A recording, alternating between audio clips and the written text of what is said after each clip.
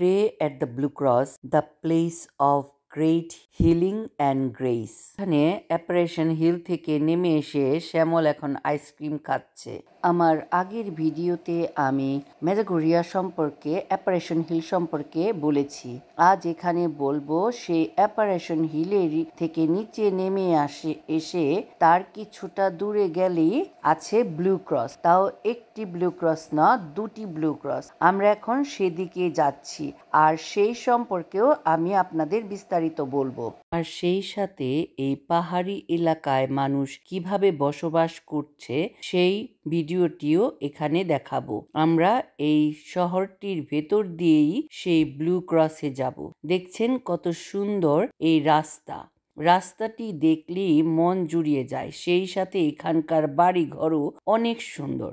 আরেকটা জিনিস দেখে অবাক হলাম, এখানকার বেশিরভাগ মানুষই মার্সিডিজ, বিএমডাব্লিউ গাড়ির ব্যবহার করে। আমরা এখন যে ব্লু ক্রসে যাচ্ছি, এই ব্লু ক্রসে এখনো মা মারিয়া কখনো কখনো স্বপ্নদর্শী ইভানের কাছে প্রতি সোমবার আর শুক্রবারের রাতে উপস্থিত হন। এই ছবিটি স্বপ্নদর্শী ইভানের আমি ইন্টারনেট থেকে নিয়েছি, কারণ ওনার সাথে আমাদের দেখা হয় নাই। এটি মির্জানার ছবি, আমি এটিও ইন্টারনেট থেকে নিয়েছি। প্রতি মাসের দ্বিতীয় দিনে সকালবেলা মা মারিয়া ওনাকে একটি বার্তা প্রদান করেন। উনি এই ব্লু ক্রস এখানেই আসেন। হাজার হাজার তীর্থযাত্রীরা এই সময় এখানে জড়ো হয় মির্জানা ও ইভানের সাথে। আজ এই ব্লু ক্রস তীব্র প্রার্থনা এবং প্রতিফলনের জায়গা হয়ে উঠেছে। সান্ত্বনা, নিরাময় ও আধ্যাত্মিক পুনর্নবীকরণের জন্য অগণিত ভক্তরা আসেন এখানে তারা খ্রিস্টের কষ্টের উপর ধ্যান করে মা মারিয়ার কাছে উদ্দেশ্য উপস্থাপন করে। উভয় সাইডই আশা ও বিশ্বাসের প্রতীক হয়ে উঠেছে। প্রতি সন্ধ্যায় দর্শকেরা এখানে জড়ো হয় মা মারিয়ার আশীর্বাদ পাবার জন্য। শীতকালে 5:40 আর গ্রীষ্মকালে 6:40, অল্প কিছুক্ষণের জন্য।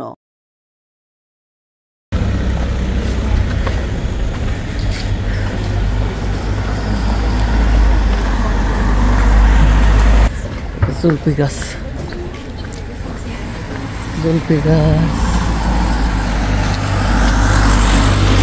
ও আমি মনে করছি তুমি চলে গেছো। এ দেখো কত ডালিম, দেখো কত ডালিম।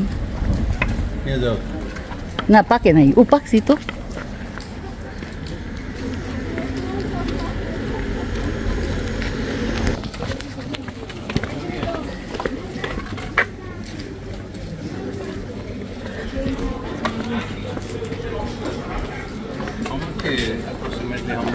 Oh, now is a blue cross. Apparition hill বা পদ্মপ্রদ পাহাড়ের পাদদেশেই এই ব্লু ক্রস অবস্থিত। অ্যাপারেশন হিল থেকে পায়ে হেঁটে অনেকটা দূর আসতে হয় এখানে। এই স্থানটি একটি ছোট পাহাড়ি এলাকা, রাস্তা থেকে 40 মিটার দূরে অবস্থিত। এখান থেকেই দুটি সাইড চলে গেছে অ্যাপারেশন হিলের দিকে। 1981 সালে যখন কমিউনিস্ট পুলিশেরা বা সরকারের লোকেরা এই 6 জন বাচ্চাদের পেছনে ধাওয়া করছিল বা তাদেরকে ধরার চেষ্টা করছিল, তখন এই 6 জন বাচ্চারা এখানে এসে লুকিয়ে থাকতো।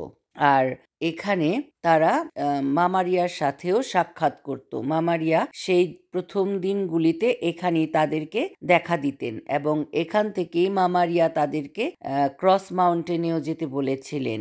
এইখানে তারা প্রার্থনা করার জন্য জড়ো হতো। তাদের সাথে অনেক অনেক মানুষও থাকতো প্রার্থনা করার জন্য। তাই এই স্থানটিকে চিহ্নিত করার জন্যই তারা একটি ক্রস নির্মাণ করেছিলেন। কিন্তু ক্রসটির ব্লু কালার করার কোনো পরিকল্পিত কোনো উদ্দেশ্য ছিল না। আসলে গির্জার বেড়া রং করার পরে শুধুমাত্র এই নীল কালারটি অবশিষ্ট ছিল, তাই এই নীল কালারটি এই ক্রসের মধ্যে করা হয়েছিল। এখানে এখন দুটি নীল ক্রস আছে। প্রথম নীল ক্রসটি সেই স্থানকে বোঝায় যেখানে প্রথম দিনে পুলিশদের কাছ থেকে লুকানোর জন্য 6 জন স্বপ্নদর্শী এখানে আশ্রয় নিয়েছিলেন। পরে এই জায়গাটি তাই পবিত্র স্থান হয়ে ওঠে। এখন এখানে হাজার হাজার তীর্থযাত্রীরা এসে প্রার্থনা করতে সান্ত্বনা পেতে এবং আধ্যাত্মিক শক্তি অর্জনের জন্য এখানে এসে সমবেত হন। আর বৃদ্ধ মানুষ বা অনেক অসুস্থ মানুষ আছে যারা অপারেশন হিলে যাবার সামর্থ্য নেই, তারা এই স্থানটিতে এসে সেই মনের ইচ্ছাটা পূর্ণ করতে পারেন। তাই বয়স্ক ও অল্প ভ্রমণকারী তীর্থযাত্রীদের জন্য এই স্থানটি একটি আদর্শ স্থান হয়ে উঠেছে। দ্বিতীয় বৃহত্তম ক্রুজটি 1999 সালে প্রতিষ্ঠিত হয়েছে, কারণ তীর্থযাত্রীদের জায়গা না হওয়ার কারণে এই ক্রুজটি নির্মাণ করা হয়েছে, যাতে সকলেই এইখানটিতে এসে প্রার্থনা করার জন্য স্থান পায়। এটি হচ্ছে অ্যাডোরেশন চ্যাপেল, আমরা এখানে খ্রিস্টজাগ উদযাপন করেছি।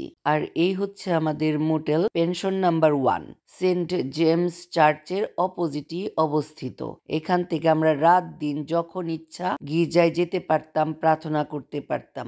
এই হোটেলে আমরা 3 রাত থেকেছি। এটাকে ঠিক হোটেল বা মোটেলও বলা চলবে না, ঘরোয়া পরিবেশ এখানে। তীর্থযাত্রীদের জন্যই মূলত এটা নির্মাণ করা হয়েছে। খুব সুন্দর, ভালো পরিবেশ, অনেক ভালো লেগেছে এখানে থাকতে। আর এই শহরটি অনেক রাত পর্যন্ত কোলাহলপূর্ণ থাকে। নিরাপদ শহর, দোকানপাট, রেস্টুরেন্ট গভীর রাত পর্যন্ত খোলা থাকে। আমরা রাত 1টা পর্যন্ত এখানে ঘোরাঘুরি করেছি। ওমরা জানে, হ্যাঁ ওমরা যেতে